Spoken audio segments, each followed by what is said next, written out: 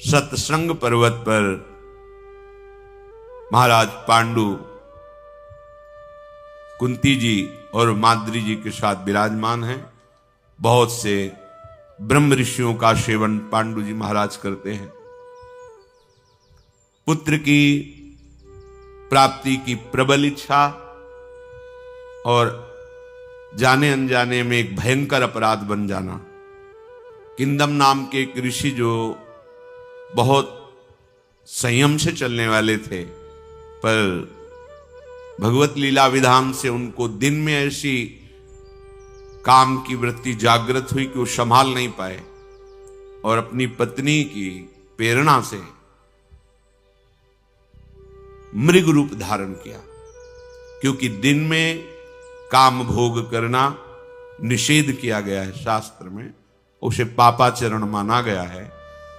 तो ऐसी गलती ना हो जाए इसलिए उन्होंने मृग रूप धारण किया कि पशु के ऊपर कोई शास्त्र सिद्धांत नहीं।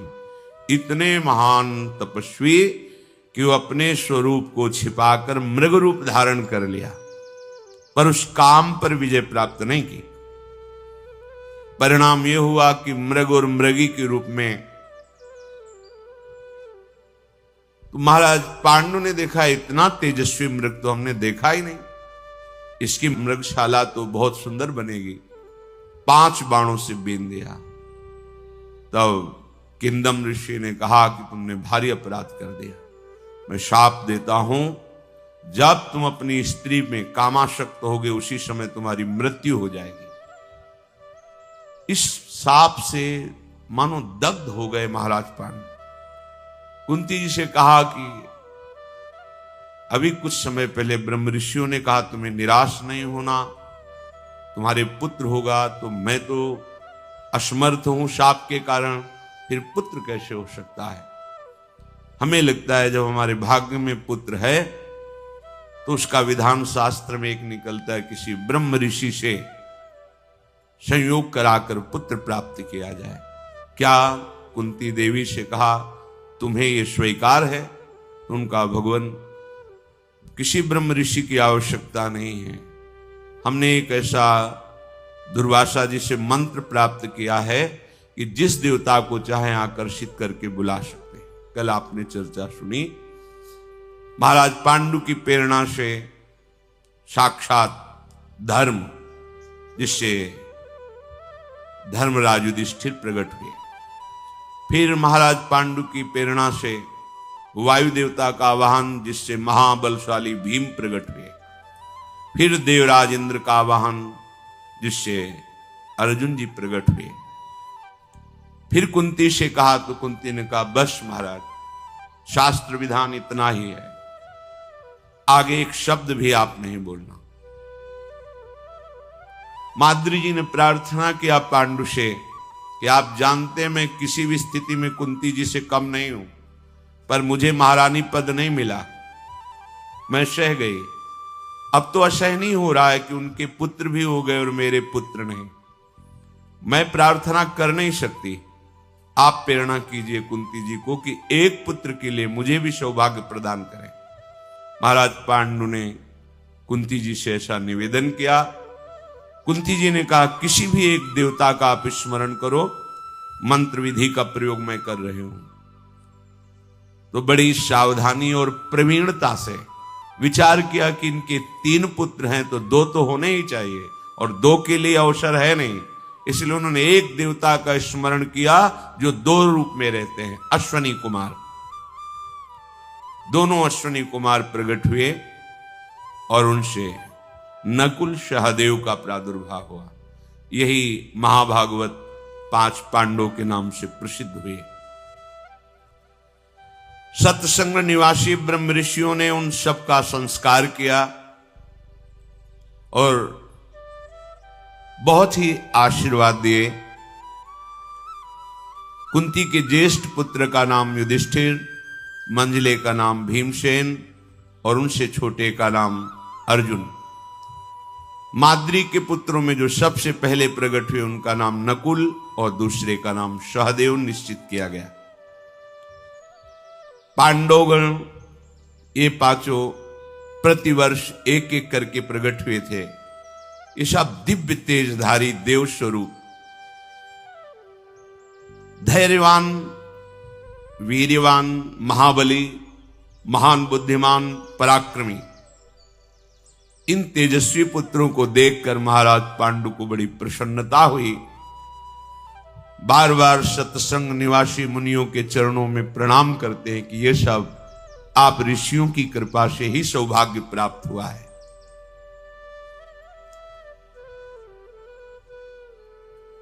कुंती जी समान वात्सल्य वाली थी। समान वात्सल्य, माद्री जी के पुत्रों में और अपने पुत्रों में किंचित भेद ना रखना और समान दुलार करना। माद्री जी के हृदय में थोड़ा सा जो होता है वो एक थोड़ा सा था कि मैं किसी बात में कमी मेरे में नहीं है, फिर भी विशेष सम्मान कुंती का और अपने पुत्रों के प्रति ज्यादा लगाव वो होता है। लेकिन कुंती जी महाभागवत हैं, कभी उनके मन में ऐसा भाव नहीं। सत्संग निवासी तपस्वी मुनि पांडु के पुत्रों को, जो पांडव कहलाए, मंत्रों द्वारा सुरक्षित कर दिया कि बालक है, कोई भी यक्ष, राक्षस, भूत, पिशाच, सिंह आदि इनको कहीं भी कोई क्षति न पहुंचा दे। ये महान तपस्वी जन जिसकी रक्षा करते उसका कौन बाल बांका कर सकता। अभी नवजात शिशु हैं, कहीं कोई जानवर आक्रमण न कर दे, कहीं कोई राक्षसी माया आक्रमण न कर दे, इसलिए मंत्रों से सुरक्षित कर दिया।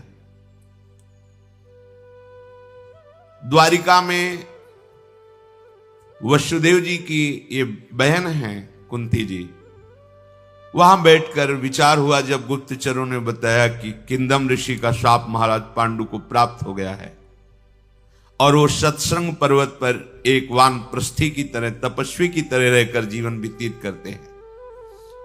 शाक मूल फल पाते हैं, ब्रह्मचर्य से रहते हैं, सदैव तपस्या परायण है। जब इस प्रकार वहां वार्ता हो ही रही थी कि दूसरे गुप्तचर ने बताया कि 5 महान बली पुत्र उनके प्रकट हुए। आश्चर्य हो गया कि जब शाप है तो पुत्र कैसे? तो गुप्तचरों ने पूरा विवरण रखा कि दिव्य देवताओं के द्वारा ब्रह्म ऋषियों के बीच में इन 5 पुत्रों का धर्म शास्त्र के अनुसार प्रादुर्भाव हुआ है। महायशस्वी वसुदेव जी ने कहा कि हम विचार ही कर रहे थे कि जो ऐसे धर्मात्मा है, तपस्वी हैं, वो ऐसे दुख संकट में कैसे फंस सकते हैं कि उनके कोई संतान ही ना हो, सिंहासन पर आरूढ़ होने के लिए कोई राजकुमार ही ना हो। अच्छा हुआ पांडु जी का प्रिय हुआ, ऋषियों की कृपा हुई, बहुत से विद्वान ब्राह्मणों को वसुदेव जी ने सत्संग पर्वत पर भेजा। वस्त्र, आभूषण, बहुत सी भोजन सामग्री, और कहा कि आप जाकर के उनके संस्कार कीजिए उनके कुल के अनुरूप। ब्राह्मणों ने जाकर के वहां जब महाराज पांडु के सामने बात रखी तो कुंती और माद्री बहुत प्रसन्न हुए और मन से ही वसुदेव जी को प्रणाम किया। गर्भाधान से लेकर चूड़ाकरण, उपनयन संस्कार, ये सब ब्राह्मणों ने मंत्रों के द्वारा कराया। उनमें श्रेष्ठ पुरोहित श्री कश्यप जी थे। यशस्वी पांडव चूड़ाकरण, उपनयन, यज्ञोपवीत संस्कार, उपाकर्म, वेदाध्ययन, इन सब में उन ब्राह्मणों ने इनको पारंगत किया।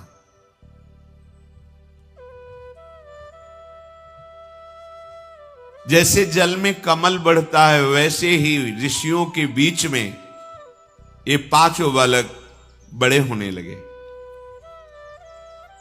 महान वन में रमणीय पर्वत शिखर पर महाराज पांडु अपने पुत्रों को देख देखकर बहुत आनंदित होते, क्योंकि अत्यंत तेजस्वी, सद्गुण से संपन्न और महाबलशाली। अर्जुन जी के 14वें वर्ष का उत्सव हो रहा था, धीरे धीरे बालक के बड़े हुए। उधर उत्सव में बहुत से ब्रह्म ऋषि ब्राह्मण पधारे थे, तो उनकी सेवा में कुंती जी रत थी, क्योंकि पूर्वाभ्यास संत सेवा का है, और असावधान हो गई। महाराज पांडु कुंती की दृष्टि से सुरक्षित रहते थे। वो सदैव माद्री पर दृष्टि रखती और कहती थी कभी महाराज के समीप मत जाना, क्योंकि शाप है, कहीं कोई ऐसी गलती ना हो जाए जिससे महाराज पांडु को खो दें। तो सदैव पांडु पर दृष्टि और माद्री पर रखती थी। महान संत हैं कुंती जी, भगवान के भक्तों में अग्रणी हैं, बड़ी धैर्यवान है। चूक हो गई, वो ब्राह्मणों की सेवा में इधर महाराज पांडु वन में भ्रमण करने के लिए निकले तो स्वाभाविक माद्री जी भी पीछे चल गई। यद्यपि नहीं जाना चाहिए था, पर प्रारब्ध बलवान होता है। जैसी हो भवतव्यता तैसी बने सहाय, आप ना आवे ताहि पे ताहि तहां ले जाए। पीछे मुड़ के देखा माद्री आ रही। आज का देखना कुछ अलग हो गया। देखते ही ऐसा लगा मानो ऐसी सुंदरी को तो हमने कभी देखा ही नहीं। बलपूर्वक दौड़े और माद्री जी को पकड़, माद्री जी चिल्लाने लगी, महाराज पांडु सावधान, आप शापित हैं, कोई ऐसी चेष्टा मत कर देना जिससे हम आपको खो दें। पर इतनी वृत्ति प्रारब्ध से प्रेरित हो गई कि वो कहने पर भी बार बार वो सावधान नहीं हुए और बलपूर्वक माद्री को पकड़ लिया। महाराज पांडु अभी धर्मयुक्त क्रिया ही कर रहे हैं, क्योंकि माद्री जी उनकी पत्नी है। जेव ही गले से लगाया तेव ही हृदय गति रुक गई और मृत्यु को प्राप्त हो। साफ था, जेव ही तुम अपनी पत्नी को काम भाव से आलिंगन करो उसी समय मृत्यु हो जाएगी। माद्री ने देखा कि अब मेरे आलिंगन में तो पांडु महाराज का केवल शव है, प्राण निकल गए। बहुत जोर से विलाप करके रोने लगी। ये स्वर कुंती के कानों में पड़ा। दौड़ करके वहां आई और देखा महाराज पांडु मृतक अवस्था। शोकातुर माद्री ने कहा कि हमने बहुत प्रयास किया, पर महाराज मेरी एक नहीं माने और मुझे हृदय से लगा लिया। कुंती जी ने बालकों को वहीं रोक दिया, नजदीक नहीं आना, और कहा तुमसे हमने कहा था कि कभी महाराज के समीप, इतने समीप मत रहना कि तुम्हें छू सके। आपने हमारी बात नहीं मानी। माद्री जी ने कहा मैंने प्रयास किया, पता नहीं मेरे को क्या हो गया था कि मैं उनके पीछे चल रही, ये साप से प्रेरित होकर। इसीलिए बहुत सावधानी पूर्वक जीवन काटना चाहिए। किसी संत का, किसी वैष्णव का अपराध भले वो शाप न दे, उमा क्षमा शाप होते भारी, ये तुम्हारा वो गंभीरता से चुप शांत है तो आप शांत मत समझो। राम रोष पावक सो जरे, जो अपराध भक्त कर करे। ये ऐसे महान तपस्वी हैं, ये भगवत स्वरूप हैं, लेकिन ऋषि का अपराध बन गया तो देखो कैसे मृत्यु हो गई। जीवन भर श्रीधाम वृंदावन में वास करो और वैष्णव अपराध करो तो लिख लो शब्द मंगल नहीं होगा, क्योंकि वैष्णव धाम है। और वैष्णव अपराध न बने, कुछ न बने तो भी आपको भगवत प्राप्ति हो जाएगी। ये धाम है, धाम के प्रताप से हो जाएगी। ध्रुवदास जी महाराज ने सिद्धांत विचार लीला में लिखा है, भक्तन के अपराध सो डरपत रहो। ये वज्रलीक हो जाता है, मतलब मिटाए नहीं मिटता। इस अपराध से केवल बच जाओ तो धाम बड़ा कृपालु है, अपने प्रभाव से तुम्हारे समस्त कर्म संस्कारों को भस्म करके भगवत प्राप्ति करा देगा। वृंदावन ही प्रभाव सुनु अपनो ही गुण देत, जैसे बालक मलिनु को मातु गोद भर ले। खिलवाड़ न समझा जाए। जो तपस्या परायण संयमी भजन करने वाले जन हैं, देखो आपकी दृष्टि का चश्मा गलत है। श्रीधाम में जितने रह रहे हैं सब लाडली के द्वारा बुलाए गए हैं, तो जिसे महारानी जी ने पास कर दिया उस पर तुम्हारी दृष्टि कैसे बदल सकती है? तुम गुण दोष देख रहे हो, लेकिन ये नहीं देख रहे कि इनको लाडली जो कितना प्यार किए हैं, संपूर्ण सृष्टि से हटाकर अपने महल में रख रहे, तो कृपा लाडली जो की जब है तो हमारा अधिकार कैसे बनता है किसी वृंदावनवासी वैष्णव या ब्रजवासी पर दोष दर्शन का? नहीं नहीं, हम दोष के आगार हैं, हम कैसे दूसरों का दोष देख सकते हैं? इस भाव से रहे। तृणते नीच अपन को कहे, वृंदावन इह विधि बसे तज के सब अभिमान, तृणते नीचो आपको जाने सोई जान, तभी लाभ प्राप्त हो पाता है। कुंती जी ने कहा सदा ब्रह्मचर्य का पालन करते हुए हम दोनों को महाराज की प्राण रक्षा करने का व्रत था।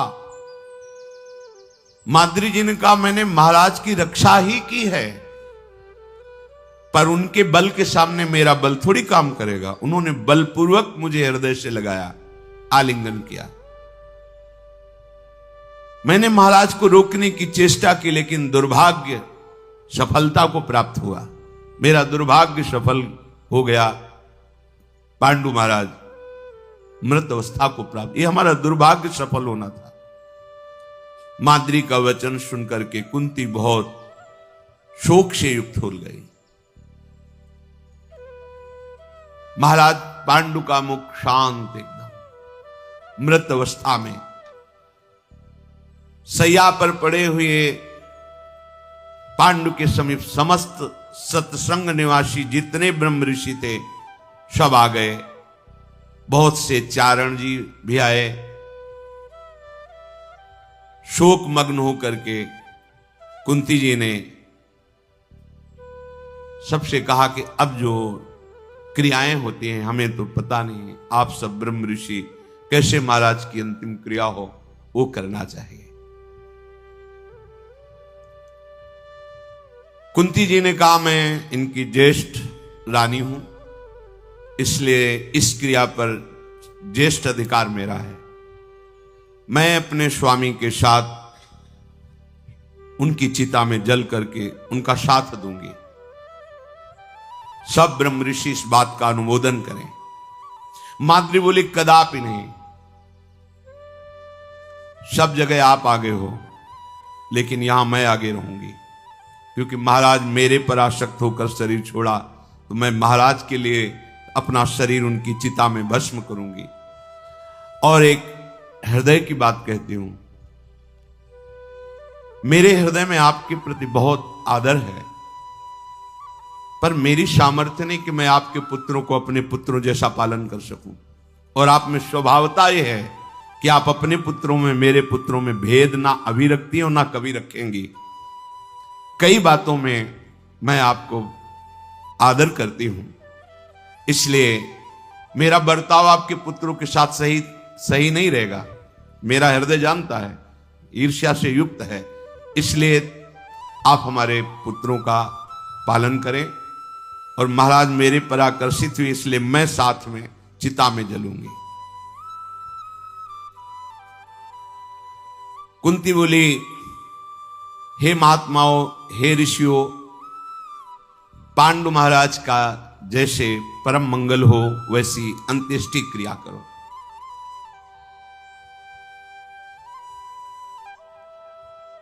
मैं पांडु महाराज के पुत्रों का जब तक शरीर में श्वास रहेगी पांचों का धैर्य पूर्वक पालन करूंगी, हर विपत्ति सहूंगी, इनको दुख से बचाऊंगी। ऋषियों ने सुंदर सुंदर चंदन आदि की लकड़ी एकत्रित करके नरश्रेष्ठ पांडु के शव को चिता पर विराजमान किया। माद्री जी गोद में अपने पति के शव को लेकर चिता पे बैठी। कितनी सामर्थ्य है इन महान सतियों में। चिता में आग लगाई गई और पति के शव के साथ जीवित शरीर को भस्म कर दिया माद्री जी ने। भाइयों से युधिष्ठिर जो पांडवजन हैं उनको नए वस्त्र धारण करा करके अंत्येष्टि क्रिया करवाई गई। महाराज पांडु की जलांजलि याद देना। राजा पांडु के इस अंतिम संस्कार में जितने महर्षि सम्मिलित हुए थे, सबने कहा इन बालकों का मार्ग प्रशस्त होना चाहिए। महात्मा राजा पांडु अपना राज्य छोड़कर हम ऋषियों के बीच में निवास कर रहे थे। जब इन्होंने वानप्रस्थ आश्रम स्वीकार किया तो धृतराष्ट्र का राज्य तिलक हो गया हस्तिनापुर में। इस समय धृतराष्ट्र राजा है और उनके जो 100 पुत्र हैं बड़े ही अशुभ विचार वाले हैं, अधर्माचरण वाले हैं। महाराज पांडु के पुत्रों को वहां पहुंचाया जाए, नहीं तो यहां पर्वत पर रहते हुए ये ऋषियों की ही परंपरा में सम्मिलित रहेंगे। इनके लिए राज सिंहासन पर बैठना अनिवार्य है, क्योंकि ये सब धर्मात्मा और ऋषियों के द्वारा सेवित हैं। इस प्रकार सलाह करके देवतुल्य उदार चेता सिद्ध महर्षियों ने हस्तिनापुर जाने का विचार किया। माद्री और पांडु की अस्थियों को ले लिया, 5 पांडवों को और कुंती जी को। अपने दिव्य तपोबल से हस्तिनापुर के बाहर तत्काल पहुंचा दिया और समस्त ब्रह्म ऋषि साथ में। सूचना पहुंचाई धृतराष्ट्र को कि हम सत्संग पर्वत पर रहते हैं, सब आपसे मिलना चाहते हैं और आपके भाई पांडु के 5 पुत्रों को आपके हाथ में समर्पित करते हैं। इनको अपने पुत्रों जैसा ही दुलार करना। जी ही ये सुना तो भीष्म जी, धृतराष्ट्र जी, ये बड़े बड़े कुल के जो माननीय जन हैं वो सब आए।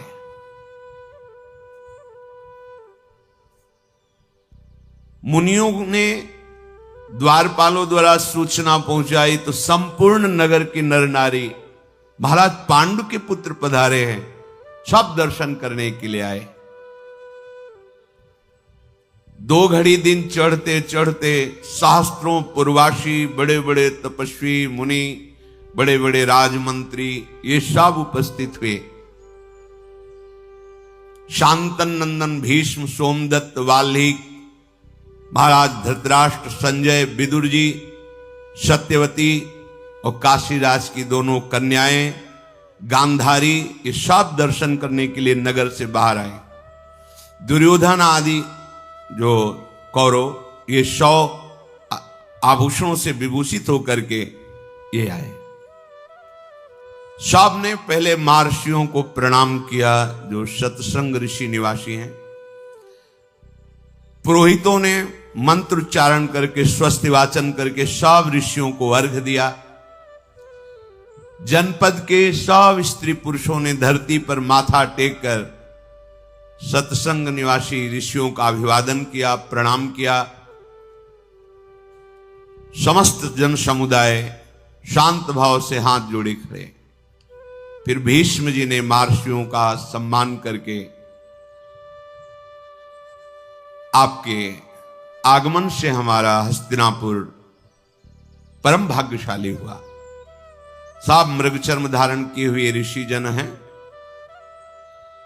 हे कुरुनंदन भीष्म, ये पुत्र पांडवों के हैं। मैं साक्षी हूं, समस्त ऋषि इस बात के साक्षी हैं। विषय भोगों का परित्याग करके ये बाल्यावस्था से ब्रह्मचर्य का पालन करते हुए ऋषियों के समान तेजस्वी, महान धर्मात्मा और अद्वितीय बल वाले पुत्र हैं। हम सब सत्संग निवासी जितने भी ऋषि हैं इनको पुत्र की तरह मानते हैं। महाराज पांडु ने हम सबको अपनी सेवा से प्रसन्न कर लिया है। ये धर्मराज के द्वारा प्रकट हुआ बड़ा युधिष्ठिर है। वायु के समान पवन पुत्र ये भीम महाबली है। इंद्र के समान ये धनंजय अर्जुन सबसे बड़ा धनुर्धारी। और रूप में और बल में नकुल सहदेव बहुत ही सुंदर अश्विनी कुमारों से प्रकट हुए। इनका नाम जो नकुल सहदेव है। अनंत तेज संपन्न ये पांडु कुमार हम आपको समर्पित करते हैं। किसी भी तरह से इनको कोई कष्ट नहीं होना चाहिए। भीष्म जी, आप जानते हैं समस्त धर्मों को, और आप ये भी जानते हैं कि धृतराष्ट्र के मन में क्या चल रहा और कौरवों के मन में, जो 100 भाई हैं। आपको बताना नहीं है, आप पांडवों की रक्षा करना। और ये माद्री और महाराज पांडु की अस्थियां हैं। आप अपने कुल परंपरा अनुसार उनका अंत्येष्टि जो होता है वो कीजिए। देखते ही देखते समस्त ऋषि अंतर्धान हो गए, क्योंकि सब दिव्य तेज संपन्न थे। सब हस्तिनापुरवासी उस दिशा को नमस्कार किया जिधर से ऋषि जन अंतर्ध्यान हुए। फिर महाराज पांडु और माद्री की अस्थियों को लेकर के भीष्म जी, विदुर जी गंगा जी के तट पर अस्थियों को रखकर बहुत विषाद किया, कैसे धर्मात्मा राजा को हमने खो दिया है। फिर उत्तम ब्राह्मणों के द्वारा अंत्येष्टि क्रिया कराई। भीष्म जी, विदुर जी, धृतराष्ट्र जी, पांडव और कुरुकुल की स्त्रियों सहित जलांजलि अर्पित की गई। तदनंतर कुंती जी, धृतराष्ट्र जी, बंधुओं सहित भीष्म जी पांडु के उन 5 पुत्रों को महल में ले गए और उनके हाथों से ढेर सारे रत्न ब्राह्मणों को दान कराए। मरण शौच जब निवृत्त हुआ तो पांडवों को शुद्धि स्नान कराया गया। श्राद्ध की समाप्ति होने पर भगवान व्यास जी पधारे और सत्यवती जी से कहा, मां, अब तुम्हारे यहां रुकने का समय संपन्न हुआ। मैं देख रहा हूं आगे भयंकर विपत्ति आने वाली है, बहुत बुरे दिन आ रहे हैं। ऐसा भयंकर समय आएगा कि आप देख नहीं पाएंगे। छल कपट का बोलबाला होगा, इसलिए विपत्ति पर विपत्ति आएगी। जहां छल कपट होता है वहां विपत्तियों का तारतम्य लग जाता है। ये दुर्योधन महान अन्यायी है। अब तुम यहां से चलो, हस्तिनापुर में तुम्हें नहीं रहना। सत्यवती जी भगवान व्यासदेव जी की मां है, और मैं जो तुम्हें उपदेश करूं उसके अनुसार जीवन समाप्त करो। भगवान व्यासदेव जी ने योग वृत्ति का उपदेश किया। चित्त वृत्ति का निरोध करके परमात्मा में अपनी वृत्ति को लगा देना। मैं नहीं चाहता कि जिस कुल को तुमने सजाया है तुम्हारे सामने विनाश हो और तुम उसे देखकर दुखी हो। और ये अंबिके, तुम्हारा पौत्र महान अन्यायी होगा, इसलिए तुम भी नहीं देख पाओगी। हमारी मां सत्यवती के साथ चलो, पुत्र शोक से तुम्हें पीड़ित नहीं होना है, चलो। बड़ा भगवान का कृपा प्रसाद होता है कि जिस घर में कोई महाभागवत हो वो सब बना देता है। फिर तो भगवान व्यास देव जी है। अंबिका जी और सत्यवती को साथ लेकर के एकांत जंगल में भगवान व्यास देव जी ने तपस्या की पद्धति और चित्तवृत्ति कैसे परमात्मा में लगाई जाती है ये उपदेश किया। कुछ समय में ही योगाग्नि से उन दोनों का शरीर भस्म हुआ और वो भगवत धाम को प्राप्त हुई। अब इधर पांडवों को वेदोक्त समावर्तन संस्कार कराया गया। अपने पिता के महल में रहकर ये प्रतिदिन पुष्ट और बड़े हो रहे थे। धृतराष्ट्र के पुत्र जहां पांडव खेलते वहां आ जाते 100 हैं और बड़े बलवान हैं। भगवान व्यास देव जी की कृपा से इन सब में 10,000 हाथियों का बल है। भीम में स्वाभाविक जन्म लेते ही बल था। बाल क्रीड़ा जब वो कौरवजन पांडवों के साथ करते तो जैसे किसी दूर वस्तु छूने की बात है तो सबको रौंदते हुए भीम बढ़ते और उस वस्तु को छूते। ये देखकर दुर्योधन दुशासन आदि जल जाते कि सबसे बड़ा बलवान पांडवों में ये भीम है। एक दिन ये वृक्ष में चढ़ने और उतरने वाला खेल खेल रहे थे। छूना है वो वृक्ष में, इस डाल से इस डाल, तो बड़े विशाल वृक्ष होते, जैसे बट वृक्ष बहुत बड़े, 100 ऊपर चढ़ गए। पांडवों को छूने का क्रम, तो भीम ने नीचे से एक लात मारी, वृक्ष पे 100 फल की तरह नीचे आ गए। उनको महान विक्रम, बलशाली वायुपुत्र, जैसे हनुमान जी महाराज वैसे वायुपुत्र ये भीम है। कोई चेष्टा नहीं करनी पड़ी, एक झटका लात का मारा कि 100 नीचे गिरा, जैसे फल गिरते, किसी का मस्तक, किसी का कंधा, किसी के ये सब घाव हुए। सब जाके वहां धृतराष्ट्र से कहते कि आज भीम ने ऐसे सबको पीटा, सबके धृतराष्ट्र जल जाते, क्या उपाय किया जाए? इसके आगे तो मेरी चलने वाली नहीं बालकों की, फिर ये चक्रवर्ती सम्राट पद पर दुर्योधन कैसे बैठ सकता है? जैसे किसी दिन जल क्रीड़ा कर रहे हैं पांडव कौरव, तो भीम डुबकी लगाते, किसी का पैर पकड़ा, काफी देर नीचे रोक लेते, उसके प्राण निकलने को होते छोड़ देते, तब वो सांस ले पाता, तब वो बोलते भैया ये मार डालेगा भीम। ऐसा जैसे कबड्डी खेल रहे हैं तो ये उधर कबड्डी बोलने जाते और 10 इधर पकड़े, दुर्योधन आदि को 10 इधर पकड़े, 100 हैं भाई, और ऐसे खोपड़ी लड़ाते उनकी और चले जाते, कोई पकड़ ही ना पाता। कौरवों ने देखा कि इससे ना कुश्ती में कोई जीत सकता है, ना खिलवाड़ में जीत सकता है, तो फिर युद्ध में कैसे कोई जीत पाएगा? इसकी बराबरी नहीं कर, हम 100 मिलकर इसकी बराबरी नहीं कर सकते भीमसेन की। बहुत ही अपने को बुद्धिमान चतुर मानने वाले दुर्योधन ने अपने निजी मंत्रियों को बुलाया और कहा मैं इसकी मृत्यु चाहता हूं भीम की। उनका महाराज खुल के तो मैं कुछ नहीं कर सकता, सम्राट पद पर धृतराष्ट्र विराजमान है, भीष्म जी विदुर जी ये दुलार करते पांडवों को, कुछ भी किया तो हमें प्राणदंड मिलेगा, खुल के तो नहीं कर सकता। ऐसा नहीं कि मैं भीम की मृत्यु का विधान रख सकूं। फिर उन्होंने एक सोचा कि चलो मंत्रियों को छोड़ो, अपने भाइयों से विचार किया कि भीम को कैसे मारा जाए, क्या इसे कैद करके फिर दंड दिया जाए, क्योंकि तो राजपद पर धृतराष्ट्र विराजमान है।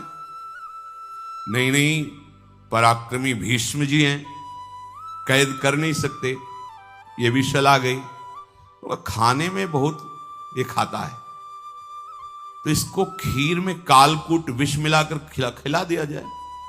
हाँ, ये सलाह अच्छी रहेगी। रसोइये को अपने पक्ष में कर लिया और गंगा जी के किनारे बहुत से सुंदर कपड़ों के भवन बनवाए, जैसे तंबू कनाते लगती हैं। और फिर पांडवों से बड़ी नम्रता से दुर्योधन ने प्रार्थना की, आज हम सब कुमार वहीं चल के खेलते हैं, वहीं भोजन पाते हैं और आज रात्रि वहीं विश्राम करेंगे। सरल हृदय महाराज युधिष्ठिर ने स्वीकृति दे दी। प्रमाण कोटि तीर्थ गंगा जी के किनारे दुर्योधन ने सारा आयोजन करवाया, रसोइये को अपने पक्ष में करके, जो बहुत कुशल था, खाने पीने की बहुत सी सामग्री, भक्ष भोज्य पेय चोष्य लेह, ये सब पदार्थ तैयार करवाए। जब सारी तैयारी हो गई तो खोटी बुद्धि वाले दुर्योधन ने सैकड़ों आदमी मर जाएं ऐसा भयंकर कालकूट विष एक कड़ाह भर खीर बनवाई और उसमें डलवा दिया। हाथ जोड़ करके प्यार से पांडवों को बुलाया, आओ हम सब भोजन पाते हैं। पापी दुर्योधन पाप वासना रखकर इन चारों को तो वश में कर लेंगे, नकुल सहदेव और युधिष्ठिर जी बहुत सीधे, और अर्जुन जी अभी बालक ही थे, उनका लक्ष्य केवल भीम ही था। ये मारा गया मतलब सब अपने अधीन हैं। तो जहां उनके भाई पा रहे थे उनको चार को बैठ के पवाया और भीम से कहा कि भैया तुम्हारे लिए अलग व्यवस्था है। दिखाया कड़ाह के कड़ाह खीर, अभी नवकिशोर अवस्था ही है, मतलब कितना भी पा जाएं, इतना पा जाएंगे ऐसा नहीं, कितना भी पा जाएं। वृक नाम की अग्नि साक्षात उनके उदर में से वृकोदर कहा गया है। भस्म हो जाता, जो भी पालो। अब ऐसे सुंदर खीर ही खीर परोसी, कड़ाह सामने रख दिया गया। पूरी खीर कालकूट विष से परी हुई, भयंकर, मतलब शास्त्रों आदमी मर जाए। पूरी खीर समाप्त की, फिर कहा चलो जल क्रीड़ा की जाए। गए तो गंगा किनारे तक, पर इतना नशा चढ़ा जहर का, तो उन्होंने कहा युधिष्ठिर जी से कि मेरा विश्राम करने का मन होता है। हाँ ठीक है, आप विश्राम। खूब जल क्रीड़ा पांडवों को रोने की। दुर्योधन ने आदमी लगा रखे थे, बोले विष का प्रभाव अंग अंग पे चढ़ गया है और वो निश्चेष्ट हो चुका है। दुर्योधन खेल में अपने को निकालकर, कोई जान नहीं पाया, गया मोटी मोटी लताएं उनसे बांध दिया भीम को, लपेट कर लताओं में, जैसे बेल होती ना, बेल की रस्सी जैसे, खूब लपेट करके और एकांत स्थान में ऊपर से जाकर गंगा जी में छोड़ दिया कि अब मर ही जाएगा। भीमसेन गंगा जी में धंसते चले जा रहे हैं और वो नागलोक में पहुंच गए। भगवान जिसकी रक्षा करते हैं उसे कोई मार नहीं सकता। जे भी नागलोक में कुमार भीम का शरीर गया तो सैकड़ों सांप दब गए, सब काटने लगे। भयंकर विष वाले सर्पों ने भीमसेन को डसा, इससे मंगल हो गया। जो स्थावर विष, जो कालकूट, वो जंगम विष जब सर्पों ने काटा तो नष्ट हो गया। विष को नष्ट कर, एकदम स्वस्थ हो गए, चेतना जागृत हो गई। चौड़ी छाती, विशालकाय शरीर, लोहे के समान कठोर त्वचा, भेद नहीं सकते। उन सर्पों के दांत टूट गए पर भीम की त्वचा में खरोच नहीं आया। विष चला गया था अंदर, जिसने ये काम किया कि उनके उस खवाए हुए विष के प्रभाव को नष्ट कर दिया। भीम जगे, ऐसे किया तो जो सर्प बंधन डाले हुए थे सबकी नसें टूट गई, छोड़कर भागे और जाकर के वासुकी नाग से भयभीत होकर कहा ऐसा प्राणी तो हमने आज तक नहीं देखा। हमारे दांत टूट गए, उसकी त्वचा नहीं कटी, हमारी हड्डियां टूट गई, उसका शरीर में बंधन नहीं हम बांध सकते।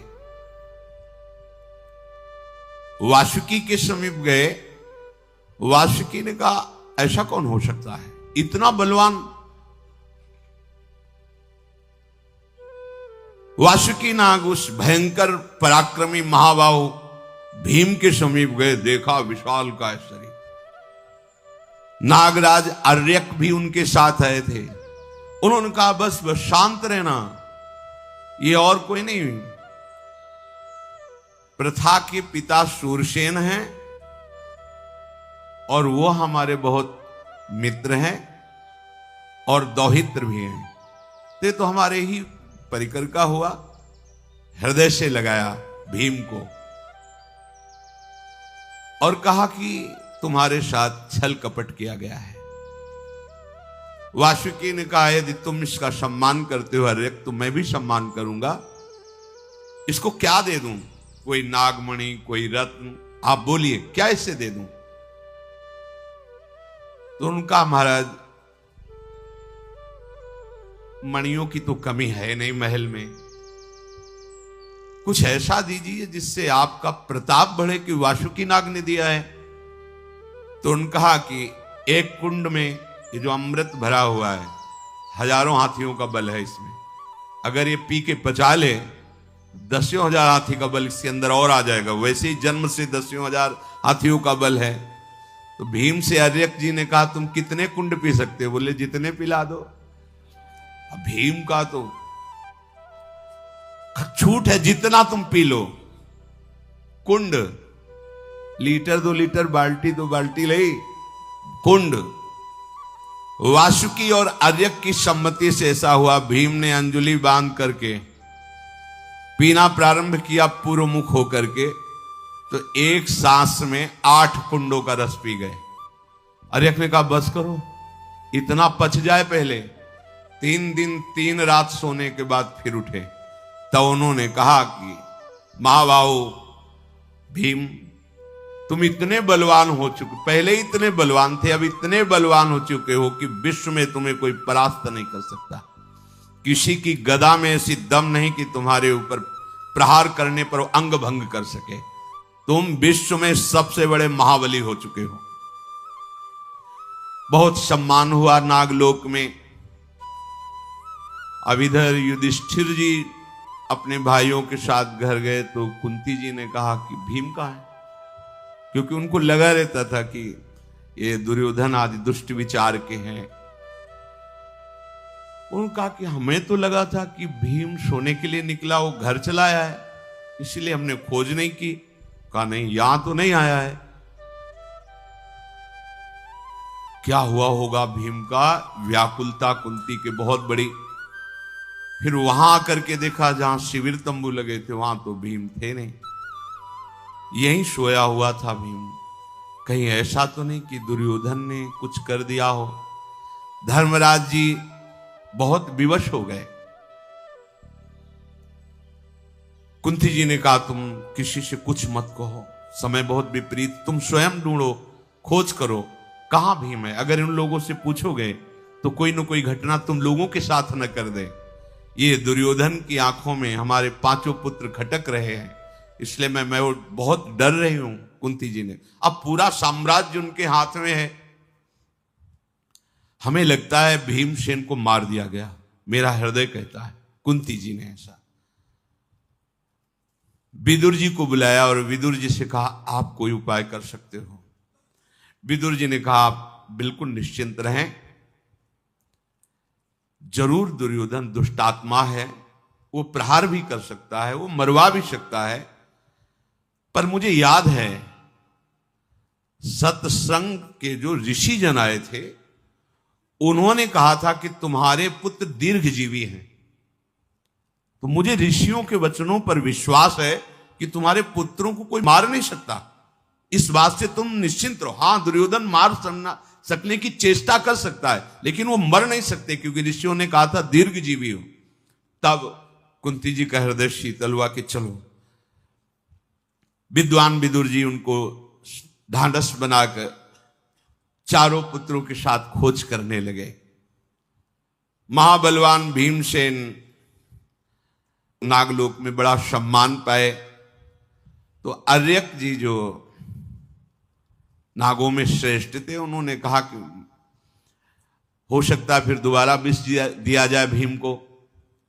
तो एक ऐसी खीर बनाई जिनमें ऐसी नागलोक की औषधियां डाली कि कोई भी किसी भी तरह का विष भीमसेन को खिलाया जाए असर ही नहीं करेगा। उस खीर को भी भीमसेन पचा गए, उसमें दिव्य औषधियां पड़ी हुई थी। फिर शुभाशीर्वाद दिया वासुकी नाग ने और दिव्य नागमणियों के आभूषण दिए और एक नाग से कहा इनको यहां से सीधे ले जाओ और जहां डाले गए थे वहीं पहुंचा दो। तो वहीं गंगा जी के किनारे उस नाग ने भीम को पहुंचा दिया। अब क्या कहना, महातेजस्वी महाबलशाली नागमणियों से विभूषित भीम और मत वाले गजराज की तरह प्रसन्न तेज विराज रहा है मुख पर। जो ही सूचना मिली कि भीमसेन आ रहे, कौरवों के होश उड़ गए कि मरा नहीं, इतना कालकूट विष पिला दिया। नजदीक गए, युधिष्ठिर आदि ने दौड़ करके हृदय से लगाया। माता कुंती जी ने और अहोभाग्य क्या हो गया था, तुम्हारे साथ क्या किया गया। भीमसेन ने बताया जहर खिला दिया गया था, हमें नागलोक पहुंचा दिया गया, वहां ऐसा ऐसा हुआ। नागलोक में जो स्वागत हुआ, जो उनको बल मिला, वो सब बताया। कुंती जी ने भगवान को मन ही मन प्रणाम किया कि ये सब हमारे भगवान की कृपा से हुआ है। युधिष्ठिर जी ने नकुल, सहदेव, अर्जुन और भीम जी को संबोधन किया, खतरे पे हैं हम लोग, क्योंकि केवल भीष्म जी और विदुर जी ही सहयोगी हैं। पूरा साम्राज्य धृतराष्ट्र के हाथ में है, दुर्योधन कुबुद्धि वाला है, कभी भी कोई भी घटना घट सकती है, इसलिए बिल्कुल सावधान रहना। युधिष्ठिर जी ने अपने चारों भाइयों को समझाया।